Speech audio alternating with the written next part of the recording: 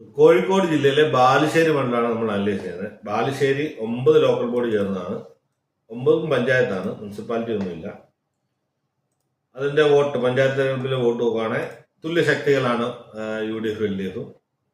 അതുകൊണ്ട് UDF 40% vote, 76,342 vote നേടിയപ്പോൾ 74,919 vote, 39.4, ഏകദേശം ഒരു 2000 വോട്ട് താഴെ ഉള്ള വ്യത്യാസമേ ഉള്ളൂ രണ്ട് കൂട്ടരും തമ്മിൽ. BJPക്ക് 20,000 വോട്ടുണ്ട്, 10% കഷ്ടി നേടിയിട്ടുണ്ട്. അതേഴ്സ് മറ്റുള്ളവർ 18,687 വോട്ട്, 10% മറ്റുള്ളവരുടെ ഉണ്ട്.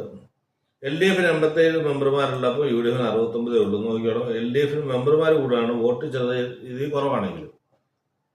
അതേഴ്സ് 9 പേര്, NDA 4 പേര്. ബാലുശ്ശേരി ഒരു ടൈപ്പ് മത്സരം തന്നെയാണ് നടക്കുന്നത്. നമുക്കിനി അതിന്റെ ഇലക്ഷൻ ഹിസ്റ്ററിയും കാൻഡിഡേറ്റും ആരാന്ന് നോക്കാം. ബാലുശ്ശേരി 2011 CPM ജയിച്ചുകൊണ്ടാണ്. 2011 CPM, 2016 CPM നിലനിർത്തി. 2021 KM സച്ചിൻ ദേവ്, അദ്ദേഹം നല്ലൊരു മാർജിൻ, 20,000 വോട്ടോടും മാർജിൻ ജയിച്ചാണ്. ഇപ്പോഴും സിറ്റിംഗ് 2026 മത്സരം LDF ഫീൽഡ് ചെയ്തേക്കുന്നത് KM സച്ചിൻ ദേവ്, അതായത് സിറ്റിംഗ് MLA തന്നെയാണ് മത്സരിക്കുന്നത്. PT സൂരജാണ് കോൺഗ്രസിന്റെ മത്സരിക്കുന്നത്. CP സതീശൻ BJPക്ക് വേണ്ടി മത്സരിക്കും. കോഴിക്കോട് ബാലുശ്ശേരി നോക്കുകയാണെങ്കിൽ ഞാൻ വീഡിയോ പറയുന്നത് ഭരണവിരുദ്ധത ഉണ്ട് എന്ന് വിശ്വസിക്കുന്ന ഒരാളാണ്. അവൻ എന്തായാലും ഈ വോട്ടിൽ ഒരു 5,000-6,000 വോട്ടൊക്കെ കുറയുന്നു. UDF അതിന്റെ വോട്ട് നിലനിർത്തുമെന്നാണ് എൻ്റെ വിശ്വാസം. ഇത്തവണ UDFന് വേണ്ടിയിട്ട് അനുകൂല ട്രെൻഡ് ഉണ്ട്.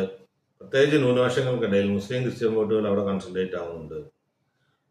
അപ്പൊ NDA കുറച്ച് വോട്ട് കൂട്ടുമായിരിക്കാം, 22,000-23,000 വല്ലതും ആവുമായിരിക്കും. അപ്പൊ എന്തായാലും ബാലുശ്ശേരി മണ്ഡലം ഞാൻ UDF എടുക്കുമെന്നാണ് ഞാൻ അനലൈസ് ചെയ്യുന്നത്, എൻ്റെ പ്രതീക്ഷ.